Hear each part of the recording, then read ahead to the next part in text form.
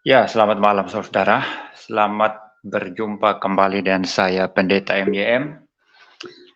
Malam hari ini saya akan kembali membahas mengenai salah satu pendeta di GSKI, ya Gereja Suara Kebenaran Injil, yang mempunyai pandangan yang sama sekali berbeda atau bertolak belakang dengan pandangan pendeta Erastus Sabdono, saudara. Karena kalau Erastus Sabdono itu percaya Yesus itu hanya manusia saja, tidak mempunyai praeksistensi, dan karena dia taat sempurna, maka diangkat menjadi Tuhan dan Juru Selamat. Ya, jadi Yesus itu bukan logos, tetapi dihuni oleh logos, ya. Dia mengenakan logos begitu. Nah, maka pendeta yang satu ini, saudara, dari GSKI Pluit, itu terang-terangan berkata bahwa Yesus adalah Yahweh. Yesus itu YHWH katanya, saudara ya. Yesus itu Allah dan sekaligus juga manusia, mempunyai dua natur ya, natur Allah dan natur manusia begitu, saudara ya. Cuma secara detail, saudara, saya pikir tetap perlu untuk saya meneliti pandangan dari pendeta ini, dan dalam streaming ini tidak berarti saya sedang mengatakan bahwa saya sepakat dengan semua apa yang dia katakan, karena saya perlu meneliti sungguh-sungguh, saudara ya. Tetapi sejauh yang saya amati, pendeta ini sama sekali berbeda dengan Erastus. Artinya, pendeta GSKI Pluit ini percaya Yesus adalah Allah, percaya Yesus adalah manusia dalam kemanusiaannya, sungguh-sungguh manusia. Dia percaya bahwa ketaatan Yesus sebagai manusia, ketaatan Yesus di dalam kemanusiaannya, itu tidak berpura-pura atau bersandiwara, betul-betul taat. Dan pendeta ini tegas mengatakan Yesus itulah Yahweh. Jadi Yahweh itu Bapa, Yahweh itu juga Yesus, Logos ya, dan Yahweh itu juga lah Roh Kudus begitu ya. Sejauh ini semua poin-poin ini ya saya sepakat sekali dan tidak ada perbedaan apapun dengan apa yang saya yakini atau orang-orang Trinitarian yang lain percayai, saudara ya.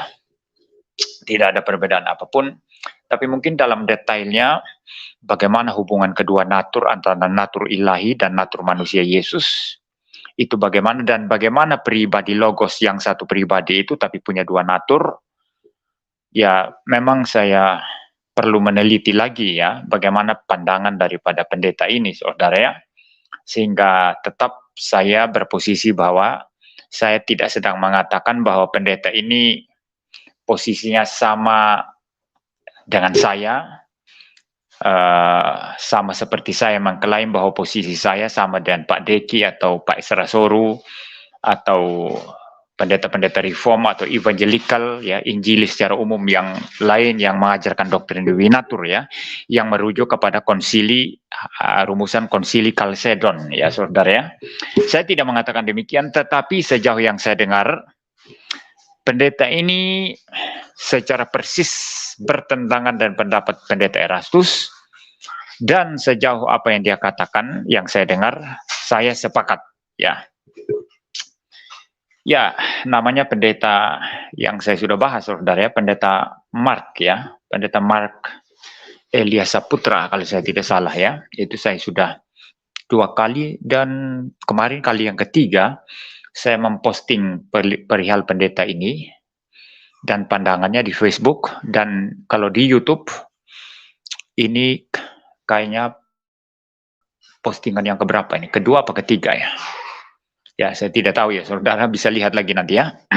Baik, jadi ini menutup mulut semua orang yang berkomentar di live chat atau di kolom komentar Facebook, YouTube saya, yang mengatakan bahwa enggak, pendeta itu selaras dengan pandangan Erastus. Dia selaras itu, tidak ada yang berbeda katanya. Dia tidak bilang Yesus adalah Yahweh. Tapi dalam video yang berikut, yang saya mau tunjukkan kepada saudara ini nanti, dia sangat clear mengatakan Yesus adalah Yahweh. Ya, baik saudara ya. Ya. Eh, ada baiknya kita putar videonya saudara. Dan saya akan mencoba menginterupsi sedikit-sedikit memberikan tanggapan saya ya saudara ya. Ini rupa-rupanya ada pelajaran pemahaman Alkitab ya di gerejanya di Pluit, GSKI Pluit. Lalu kemudian ada pertanyaan-pertanyaan dan pendeta ini menjawab pertanyaan-pertanyaan yang ada. Ada baiknya saya memutar videonya saudara. Itu video tanggal 18 Juli. Jadi sudah 1 bulanan ya, 1 bulan lebih lah. 18 Juli. Judulnya adalah lebih besar daripada Yohanes Pembaptis.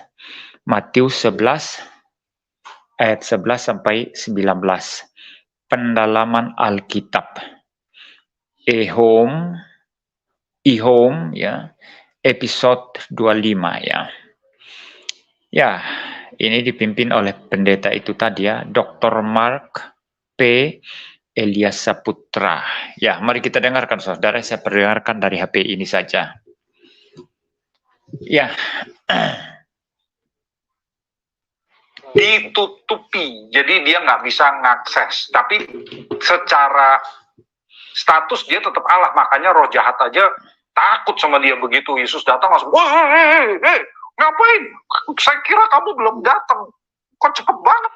Ya, Anda dengar ya, dari cuplikan secuil ini saja, Anda dengar tadi ya, secara status Yesus Allah katanya, walaupun istilah-istilah yang dipakai ini mungkin bagi saya tetap perlu untuk saya teliti ya, tetapi yang jelas dia bilang secara status Yesus adalah Allah, dan iblis saja ya, atau setan saja mengenal itu ya.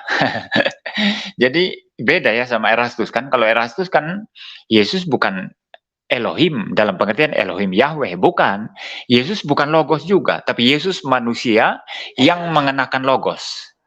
Jadi sama sekali berbeda saudara ya dengan apa yang dikatakan pendeta Mark di sini. Coba kita dengar lagi.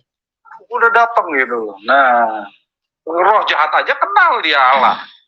Kok kita nggak kenal gitu ya. Roh jahat aja kenal Yesus Allah.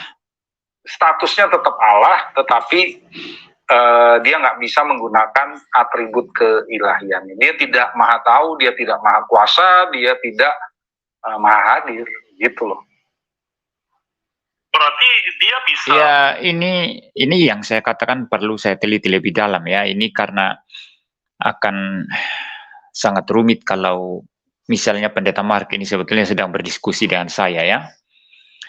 Ini istilah tadi dia tidak bisa menggunakan kealahannya, keilahiannya. Itu apa maksudnya? Tidak bisa menggunakan keilahiannya karena terkunci, tidak dapat sama sekali, atau maksudnya dia mengesampingkan keilahiannya yang sebetulnya bisa dia pakai, tapi dia memilih untuk tidak memakai. Itu dua hal yang berbeda, saudara ya.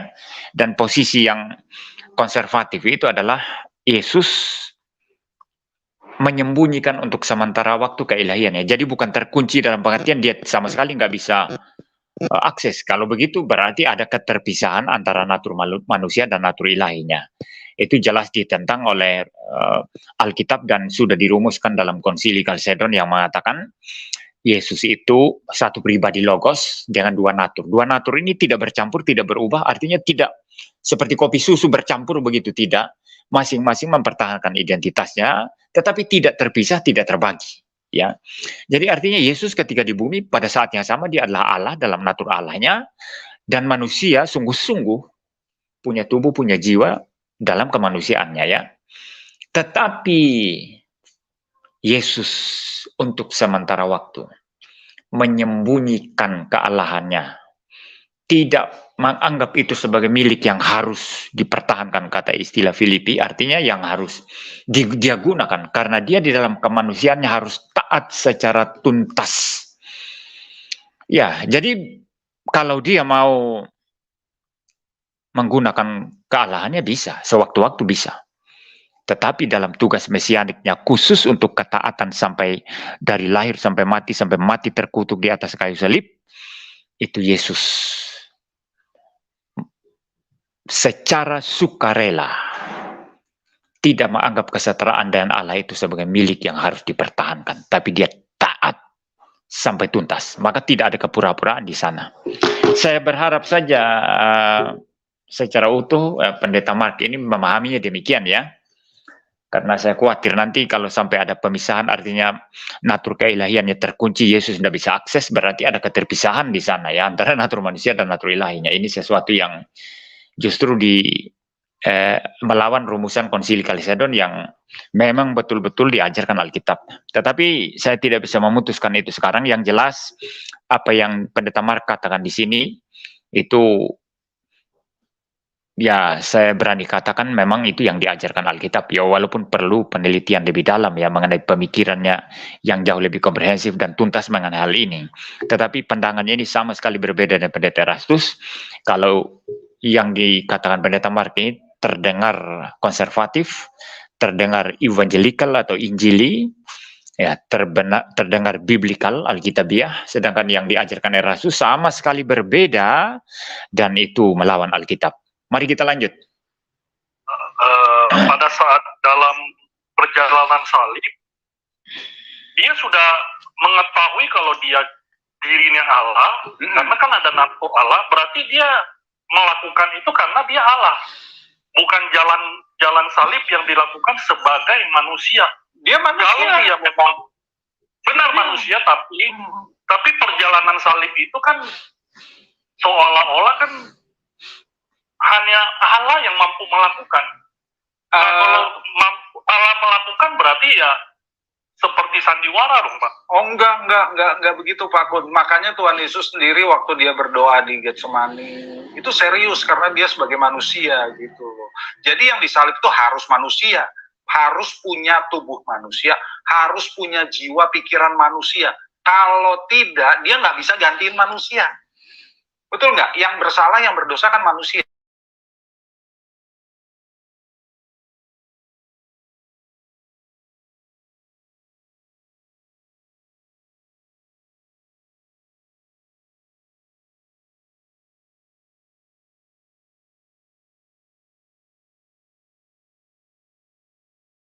Benar-benar. Ya, sekali lagi di sini Pendeta Mark ini menegaskan karya kepengantaraan Kristus yang memang itu pandangan gereja dalam sepanjang sejarah ya. Ini pandangan yang konservatif, yang Masehi ya, yang evangelikal yang diterima gereja sepanjang sejarah. Yesus itu pengantara antara Allah dan manusia.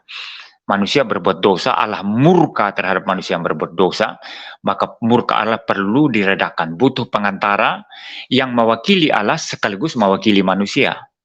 Nah, kalau pengantara yang satu-satunya itu bisa sekaligus mewakili Allah dan manusia sekaligus, maka dia haruslah Allah sekaligus manusia. Nah, itulah Yesus Kristus. Itu sebabnya Yesus harus 100% Allah dan 100% manusia ya. Ini yang dia katakan Pendeta Mark ini katakan bukan sesuatu yang baru ya. Itu memang ajaran gereja seperti itu. Kita lanjut. Manusia. Ya, jadi kodrat ilahinya kan dia nggak bisa pakai. Jadi dia kalau dia menggunakan keilahiannya kan Tuhan Yesus bilang kalau aku mau panggil pasukan malaikat datang, bisa nggak? Bisa dia bilang. Itu artinya dia Allah. Dia sadar kok. Aku mau panggil pasukan mas. Ya, berarti terjawab apa yang saya komentari di awal tadi ya. Berarti bukan sama sekali terkunci kodrat ilahinya atau natur ilahinya, tidak bisa diakses. Tetapi maksudnya memang Yesus memilih tidak menggunakan itu. Kalau dia mau, saya bisa memanggil sepasukan malaikat begitu ya. Kalau sudah bisa memanggil sepasukan malaikat itu kan otoritas ilahi itu saudara. Ya baik ya, no problem ya. Kita lanjut saudara. Jadi sekali lagi Pendeta Mark ini mengambil posisi yang sama sekali berseberangan dengan ajaran Pendeta Erastus Sabdono. Sama sekali berbeda. Anda yang menulis-nulis di live chat, yang mempersalah-salahkan saya, yang mengatakan salah kamu, yang benar itu Pendeta Mark itu ya sudah sesuai dengan ajaran Pendeta Erastus. Sekarang terbongkar ya, itu kebohongan Anda sekalian yang menyerang saya. Ini Pendeta Mark ini mengatakan Yesus Allah. Kalau dia mau bisa memanggil sebagai Allah ya. Dia bisa memanggil sepasukan malaikat. Tapi dia memilih untuk tidak mau. Ya, ini benar ini. Mari kita lanjut. malaikat membebaskan aku, nggak disalib, bisa nggak? Bisa. Cuma dia nggak lakukan.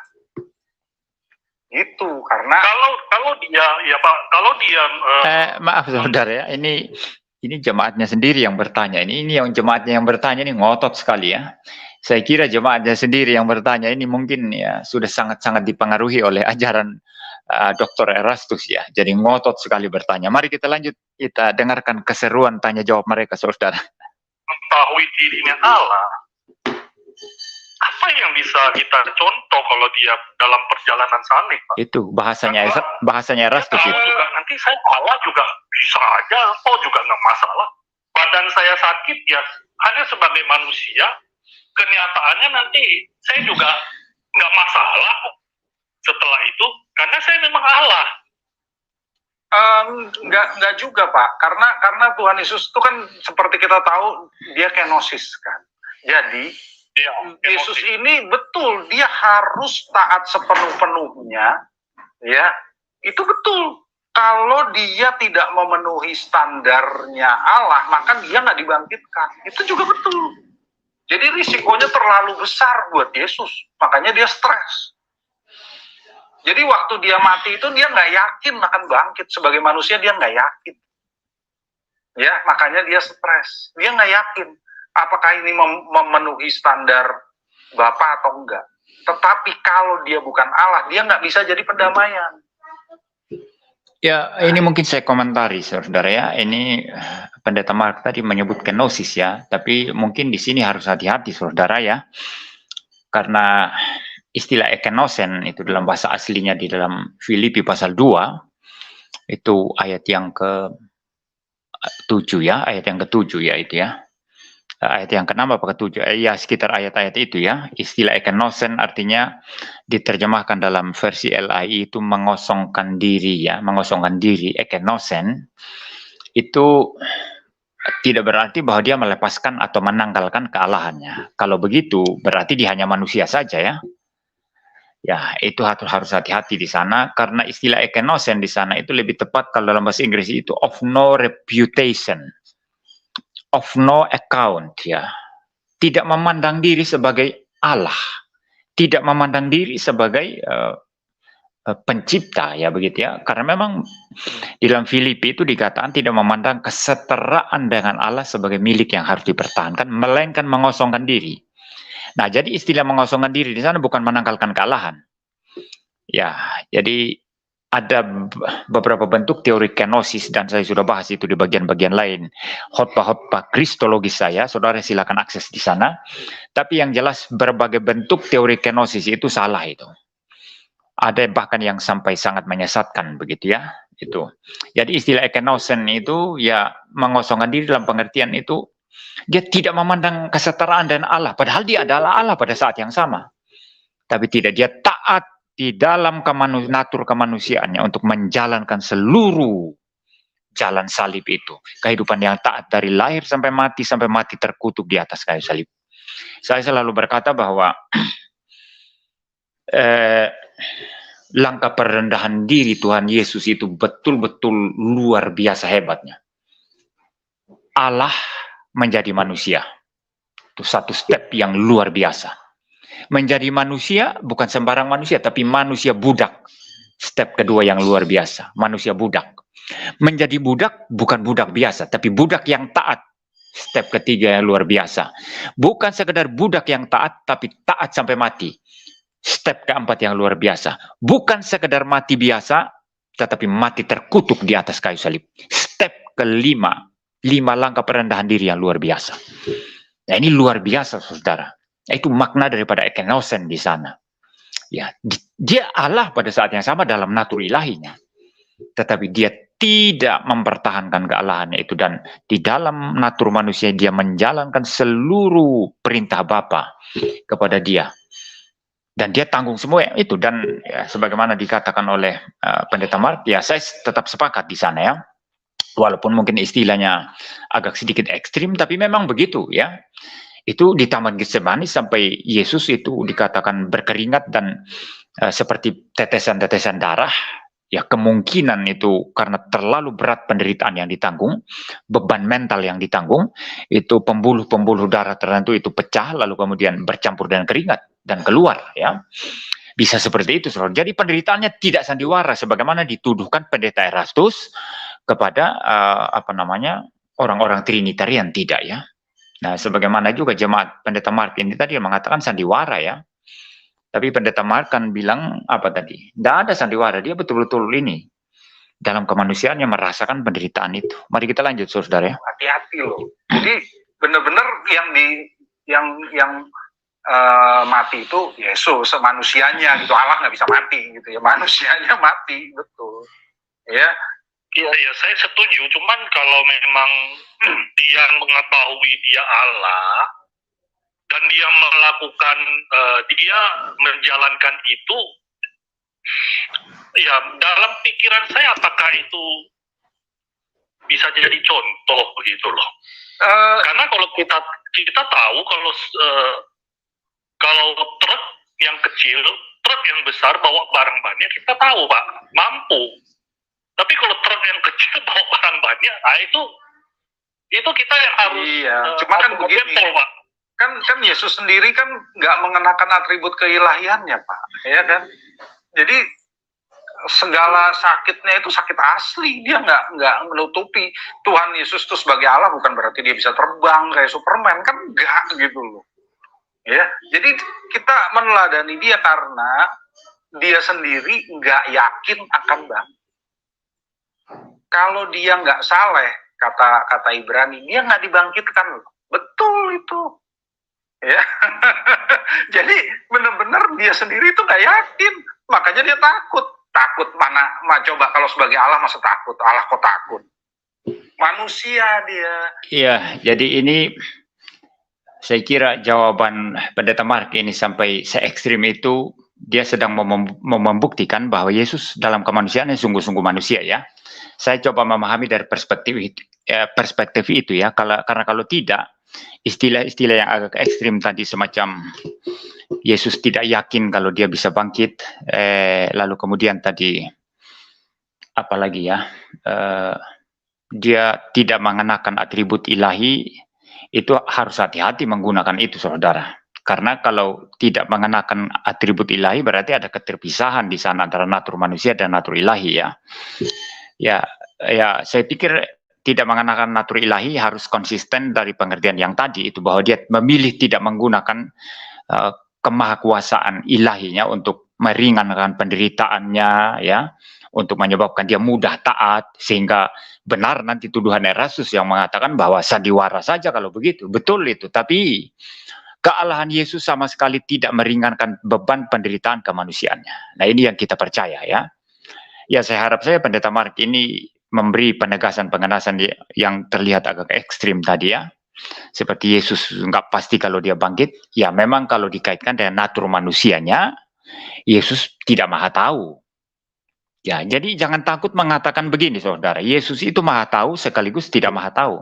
Dalam kealahannya dia maha tahu karena dia adalah Allah. Tapi dalam natur manusianya dia tidak maha tahu. Orang Kristen tidak boleh takut ngomong ini. Ini bukan penghujatan. Justru kalau Anda mengatakan dalam kemanusiaannya Yesus maha tahu, Anda yang menghujat. Karena tidak ada manusia yang maha tahu. Paham, ya? Ya, kalau Anda mengatakan dalam kemanusiaannya Yesus itu maha hadir, Anda sedang menghujat Yesus. Karena tidak ada kemanusiaan itu yang maha hadir, saudara. Ya, saya tetap masih harus mempunyai pandangan positif terhadap pendeta Mark ini, saudara. Semoga saja ada istilah-istilah ekstrim yang dia pakai di sini, itu untuk menjawab pertanyaan-pertanyaan yang ekstrim dari jemaatnya yang mengatakan kalau Yesus pada saat yang sama Allah, ya sandiwara saja begitu. Tapi pendeta Mark menekankan dia betul-betul manusia, betul-betul menderita, ya. Baik, kita lanjut, saudara. Cuma statusnya Allah, jadi kodrat ilahinya nggak dia akses, ada di status, tapi keilahiannya itu atributnya dia nggak bisa pakai, itu loh. Jadi dia takut sama dia nggak yakin dia, Bang. Cuma dia tahu aja Allah nggak meninggalkan dia, Bapak nggak meninggalkan dia, gitu ya. Meskipun kalau di Yohanes Ya. Oh, satu lagi, saudara, sebelum kita lanjut dengarkan ya. Mungkin yang kehilangan di sini, mungkin supaya seimbang, memang harus penekanan akan kesatuan atau satunya pribadi Kristus, yaitu pribadi Logos, bahwa kemanusiaannya tidak mempunyai pribadi manusia sendiri. Kalau demikian kan ada dua pribadi ya. Tapi bahwa Yesus itu bahkan di dalam kemanusiaannya itu adalah pribadi Logos ya, pribadi kedua adalah Tritunggal. Itu yang mungkin saya tidak dengarkan dalam percakapan ini, yang mungkin perlu penegasan ya saudara ya. Ya, kalau tidak ada penegasan itu, kita bisa jatuh ke dalam kesalahan yang dulu pernah dilakukan oleh satu pendeta yang saya dan Pak Deki memberi tanggapan, tapi kemudian Romo Deso dari Katolik itu kemudian memberikan tanggapan terhadap kesalahan itu, tetapi dia jatuh pada satu ekstrim tertentu sehingga saya dan Pak Deki kemudian mengkritisi pandangan daripada Romo Deso ini ya saudara ya.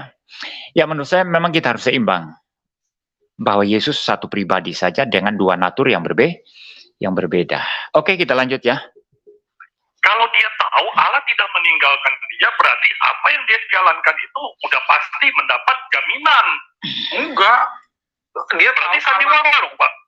kan itu kan Tuhan Yesus kan tahu, karena itu kan di khotbah saya yang lalu ya. Itu kan nubuat di Mazmur 24. Jadi Allah tidak pernah meninggalkan dia. Itu cuma Yesus mengatakan aku sudah menggenapi nubuat itu. Aku sudah menggenapinya. Jadi Yesus tahu itu tentang dia.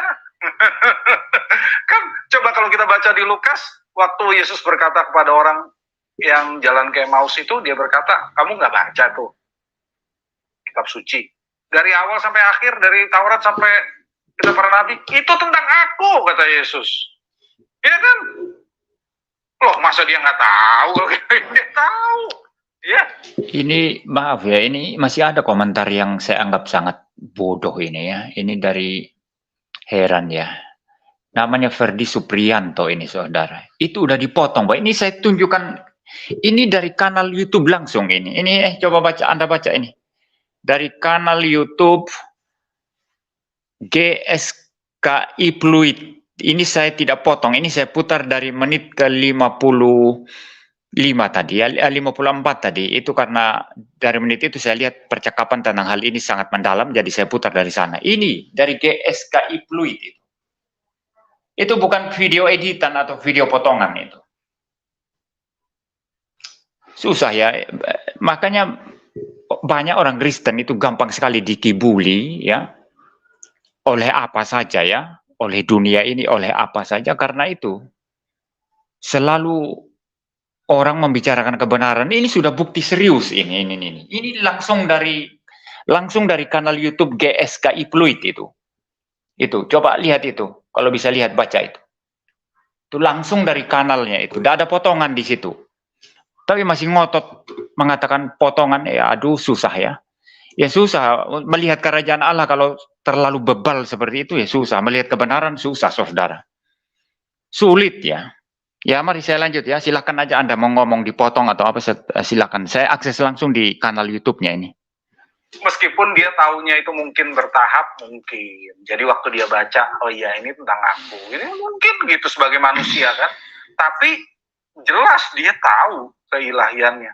Di dalam Matius kalau kita baca dari awal tadi, dia selalu mengklaim dirinya itu ilahi. Ya, bagi orang Yahudi yang benar. Perhatikan, Yesus mengklaim dirinya ilahi katanya ini. Ini pernyataan yang sangat eksplisit dan sangat-sangat clear ya dari pendeta Martin.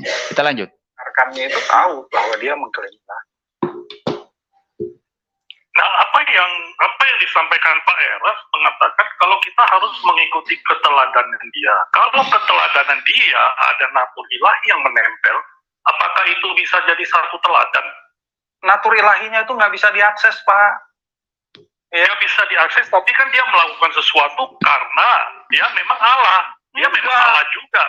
Ya nggak gitu dong, nggak begitu dong. Ya, jadi dia melakukan sesuatu karena dia manusia. Allahnya itu statusnya status. Ya, ini oke, ini untuk memperpendek supaya nanti kasih kesempatan. Ya mungkin untuk atau mungkin Pak Mal bisa bahkan mengenai kenosis Pak. Nanti Pak Sabtu ini kan Pak Eras ya akan bicara kenosis ya. Ya, ini saya masih, ya pikiran saya masih belum bisa menerima 100% dengan hal tersebut. Karena menurut saya kalau memang ada natur ilahi, ya berarti ada unsur sandiwara juga. Enggak. Kalau seperti itu nanti kita jadi seperti ini orang-orang yang deterministik ya, karena nggak begitu. Ya, jadi kita harus ngelihat dari sudut kalau Allah itu kan melihat segala sesuatu itu nggak ada. Allah itu kan nggak terbatas waktu, Pak Kun. Dia udah tahu segalanya. Yesus tuh masuk ke dalam waktu, makanya dia hilang. Iya, Yesus masuk ke dalam waktu, makanya dia kehilangan atribut Allahnya, dan ya akibatnya ya dia. Ini ada istilah yang saya kira hati-hati ini ya. Yesus masuk ke dalam waktu dan kehilangan atribut ilahinya. Nah ini yang saya maksud tadi saudara ya, dengan apa namanya ya, kalau kehilangan atribut ilahi berarti ada keterpisahan antara natur manusia dan natur ilahi ya. Ini harus hati-hati ya. Tetapi saya tetap belum bisa memberikan tanggapan yang komprehensif karena saya khawatir ini adalah istilah-istilah yang muncul begitu saja akibat serangan-serangan pertanyaan daripada jemaat tadi ya, yang kelihatannya sudah sangat dipengaruhi oleh ajaran Pendeta Erastus ya. Dan kalau saya mengacu kepada jawaban-jawaban Pendeta Mark yang lebih dahulu tadi, jelas dia mengatakan di sana ya kalau dia mau bisa ya menggunakan kealahannya, tetapi dia memilih untuk tidak melakukan, sehingga ketaatannya ketika datang ke dalam dunia ini ya, dia betul-betul taat di dalam kemanusiaannya begitu ya. Ya baik, ada satu bagian di video YouTube ini saudara, di mana Pendeta Mark ini sangat eksplisit menjawab pertanyaan seseorang yang mengatakan yang bertanya tentang Yesus apakah Yahweh atau apa sekitar itu pertanyaannya. Dan Pendeta Mark ini menjawab dengan tegas, saya tidak takut mengatakan Yesus adalah Yahweh, begitu ya. Saya coba cari bagian itu, saudara ya. Harap bersabar sebentar. Ya, mungkin setelah ini ya, coba saya percepat sedikit aja. Mudah-mudahan kita bisa ketemu nanti cepat ya. Ya, saya coba ya, saudara ya.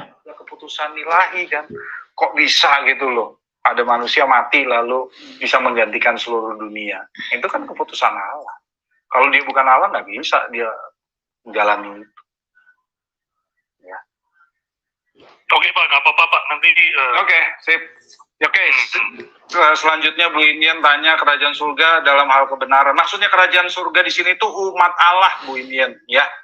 Jadi bukan kita selalu kalau mikir kan kerajaan surga itu nanti waktu kita mati masuk surga. Bukan itu. Kerajaan surga di sini di perjanjian baru itu kerajaan surga dalam arti umat Allah. Jadi sudah datang kerajaan surga itu kita. Ya, tapi belum datang sepenuhnya. Nanti sepenuhnya waktu Yesus datang kedua kali. Ya, istilah ini ya saya tanggapi saudara karena menarik ya. Ini sadar atau tidak Pendeta Mark di sini itu teologi reform yang diajarkan. Teologi tentang the kingdom of God yang adalah already and not yet. Already artinya sudah ada, Injil sudah ada, Yesus sudah datang, Injil sudah diberitakan, ya pertobatan untuk datang kepada Kristus di mana-mana diberitakan. Matius 28 mengatakan, pergilah jadikanlah semua bangsa muridku dan baptislah mereka dalam nama Bapa, Anak dan Roh Kudus.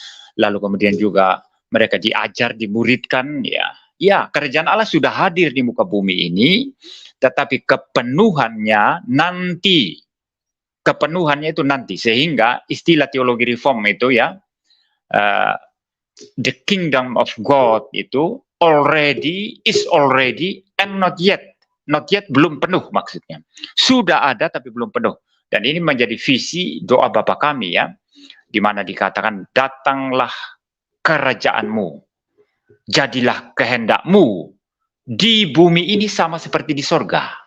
Jadi perlahan-lahan sekarang terus memaju nanti Yesus datang kali yang kedua pada saat konsumasi itu penuh kerajaan Allah, surga dan bumi bersatu kembali. Ya, ini menarik ya, karena entah sadar atau tidak, ya itu ada topik-topik dalam reform teologi ini yang dibicarakan oleh Pendeta Mark di sini. Mari kita lanjut. Ya. Terus Pak Marco bertanya, hikmat selalu dari Allah, Pak. Ya, yang dimaksud di sini hikmat Allah gitu ya, hikmat yang benar ya dari Allah. Hikmat manusia ada juga, tapi bukan itu yang benar gitu ya. Oke, Bu Inian bertanya lagi, Tuhan Yesus anak Allah dan bukan Allah sendiri ya Pak. Bu Yesus bukan Yahweh yang melalui Yesus, Yahweh itu kita panggil Bapa ya Pak. Bu, Yesus itu Yahweh Bu, nggak usah, saya nggak takut berkata begitu. Yesus itu Yahweh. Nah, ya. dengarkan seorang ibu bertanya, Yesus itu bukan Yahweh itu sendiri ya Pak ya, Yahweh itu Bapa ya Pak. Lalu Pendeta Mark dan sangat tegas mengatakan, Yesus itu Yahweh Bu. Tidak usah takut, saya tidak takut mengatakan Yesus itu Yahweh. Coba kita dengar lanjutannya, nanti mungkin saya kembalikan, ini di menit keberapa tadi ya. Saya kembalikan sedikit saudara ya. Ya, 1 jam pertama, 1 jam menit kelima, ya nanti saya putar lagi saudara. Kita tadi di Lukas aja kita udah jelas itu bacanya. Jadi kalau kita baca Alkitab itu kita harus tahu ya, kita itu harus jelas ini, karena ini ditulis buat orang Yahudi ya, jadi kita harus mengerti bagaimana orang Yahudi membacanya ya. Coba kita lihat pemberitahuan tentang kelahiran Yohanes 1 ayat 17 tadi itu ya. Ia akan berjalan mendahului Tuhan dalam roh. Loh, dia akan berjalan mendahului Tuhan. Kalau Tuhan, orang Yahudi mendengar, itu Yahweh, Kyrios. Loh, Yesusnya belum lahir kok. Ya kan, waktu Yohanes lahir, Yesus itu belum ada. Yesus itu lahir 6 bulan kemudian. Jadi kalau di sini malaikat berkata di Lukas 1 ayat 17, ia akan berjalan mendahului Tuhan, itu Yahweh artinya. Ya. Dan dengan demikian ia mempersiapkan suatu umat tuh, kita yang siap bagi Tuhan, Yesus. Nah, jadi Yahweh itu Yesus. Yahweh itu Yesus. Kalau di baik, supaya ini ada yang masih ngotot ya, yakin Pendeta Mark tidak sama dengan Pendeta Erastus gitu ya, aneh sekali. Sudah diputarkan bukti masih ngeyel, heran ya. Justru saya sengaja membuat video khusus ini untuk menjawab semua tuduhan-tuduhan terhadap saya. Mulai dari postingan Facebook saya dulu, sampai Yohanes Setiawan itu yang meragukan pandangan saya di Facebook, akhirnya dia mengakui bahwa Pendeta Mark ini beda dengan Erastus. Bahkan informasi-informasi mengenai pandangan-pandangan Pendeta Mark di video-videonya ini saya justru dapat kemudian dari itu Yohanes Setiawan, saudara, yang tadinya meragukan pandangan saya yang mengatakan Pendeta Mark ini berbeda dari Erastus. Ya, saya putar ulang ya dari menit ke 1 jam menit ke-5 tadi ya. Ya, kita akan putar ulang. Dengar baik-baik ya. Coba buka telinga baik-baik ya. Hikmat manusia ada juga, tapi bukan itu yang benar ya.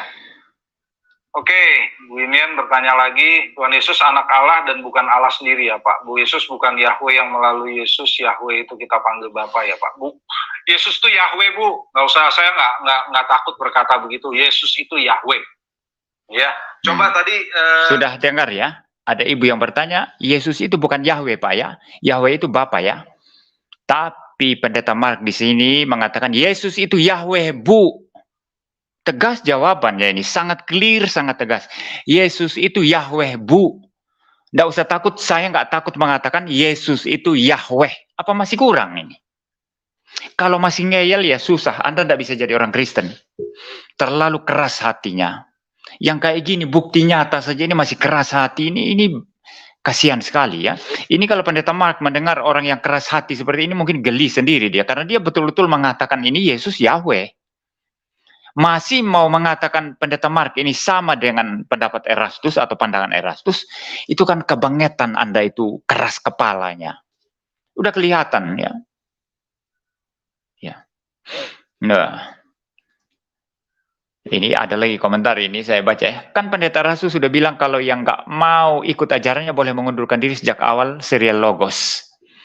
Loh itu masalah lain mengundurkan diri, itu haknya Pendeta Mark ini, dia mau mengundurkan diri kemarin atau sekarang atau besok atau kapan, dia kan punya pergumulan sendiri saudara. Itu urusan pribadi orang ya. Tapi yang jelas menurut saya Pendeta Mark ini salah satu pendeta di jajaran gerejanya Pendeta Erastus, GSKI, yang berani berseberangan dengan Erastus dan berani berkata Yesus adalah Yahweh. Nah ini saya acungi jempol. Jangan hanya 1 jempol, 2 jempol.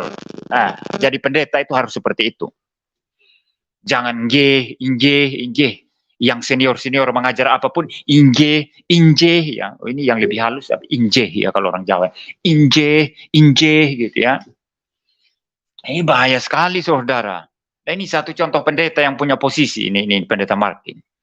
Walaupun mungkin kalau saya teliti semua kristologinya mungkin ya adalah mungkin hal-hal yang bisa diperdebatkan dengan saya, tetapi secara keseluruhan apa yang disampaikan di sini in general ya terdengar konservatif, terdengar ortodoks, dan terdengar itu ya selaras dengan apa yang dipercaya gereja sepanjang sejarah. Dan saya acungi jempol saudara, 2 jempol, 2 jempol jari saya ini saya kasih. Orang berani kayak gini yang harus pimpin gereja. Kalau orang yes man hanya pokoknya injeh aja, apapun injeh itu tidak layak jadi pemimpin. Tidak layak pimpin gereja, saudara. Ya. Tidak layak sama sekali, saudara. Ya, ini yang saya suka ya, ada pendeta yang berani ya menyatakan hal yang berbeda, ya.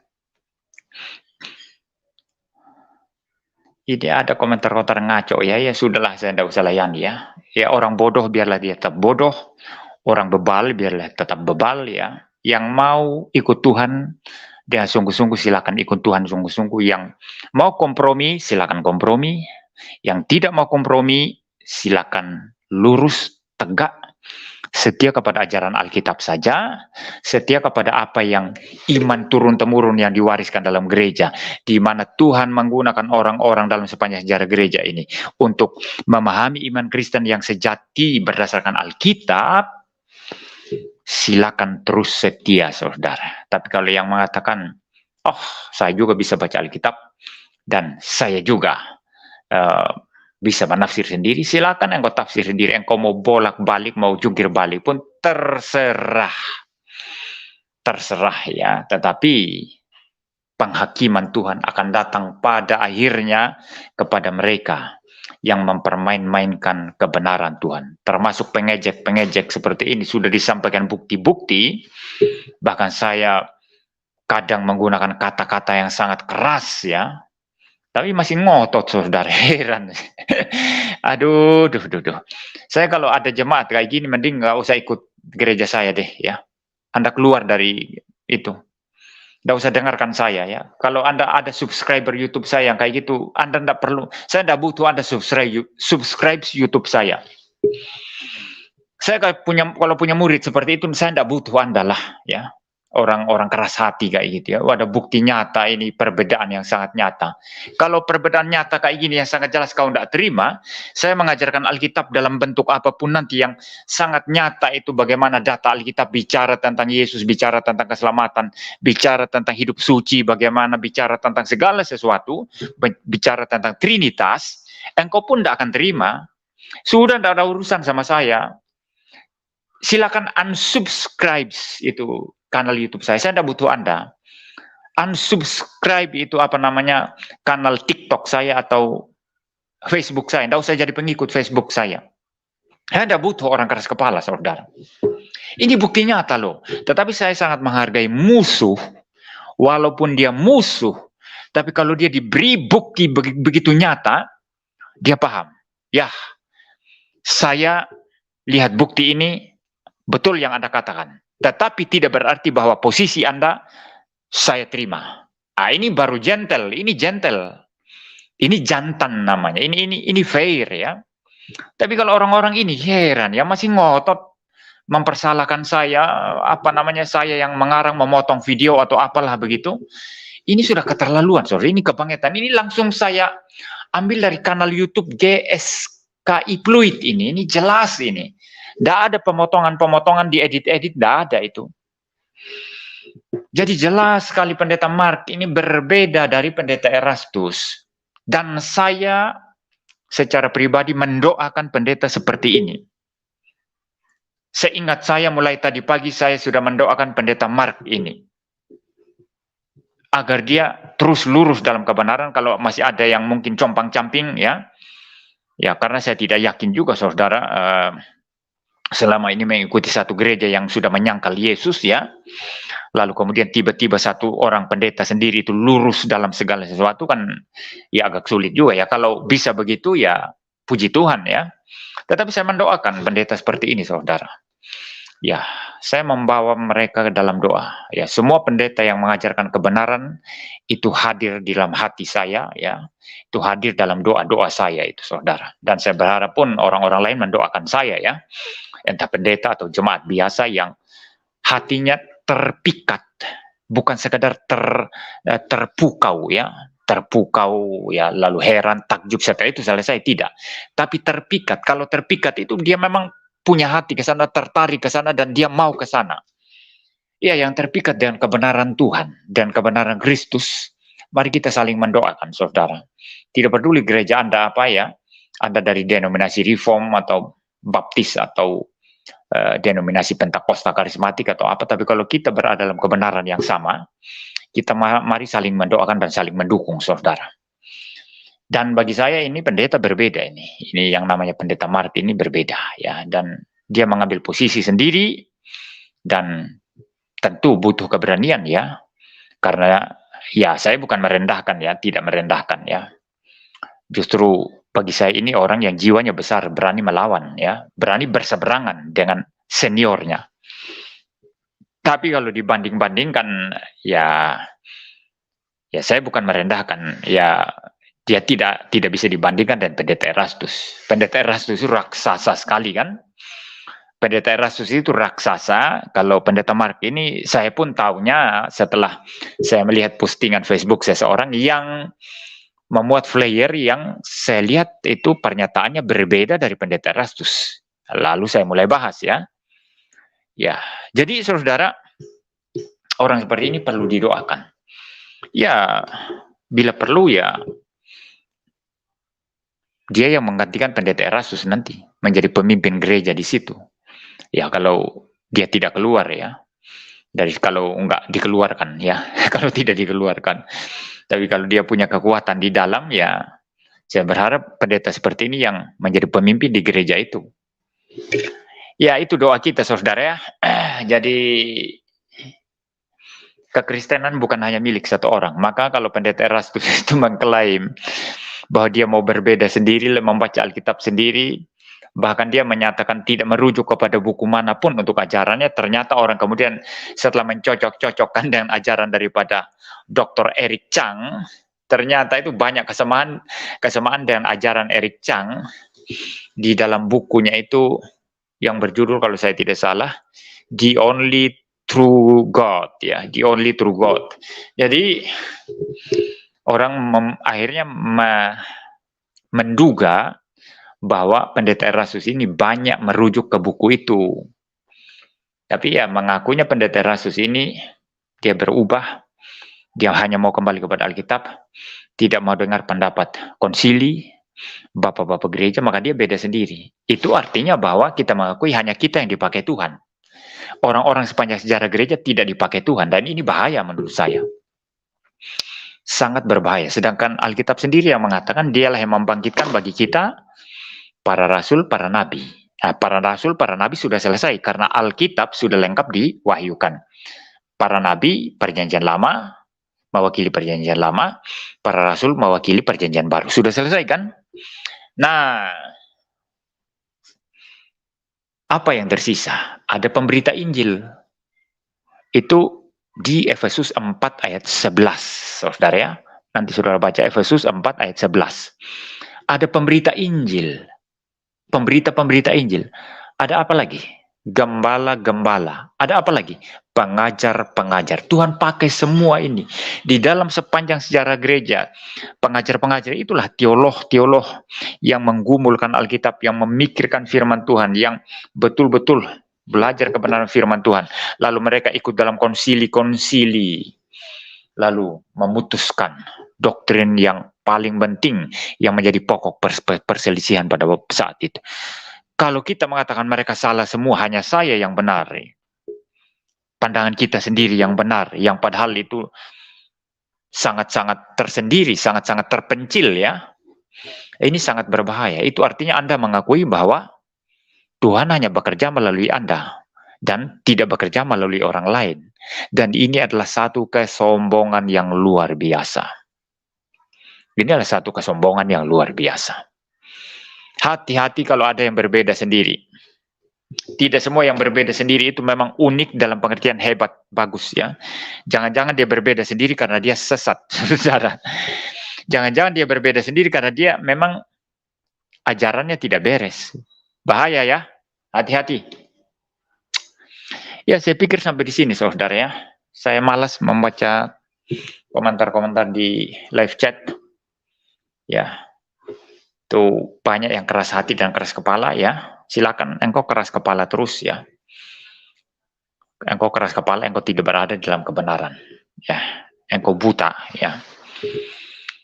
Ya, baik saudara, saya kira saya sampai di sini tanggapan saya. Sampai bertemu di dalam live streaming saya selanjutnya. Tuhan memberkati kita sekalian.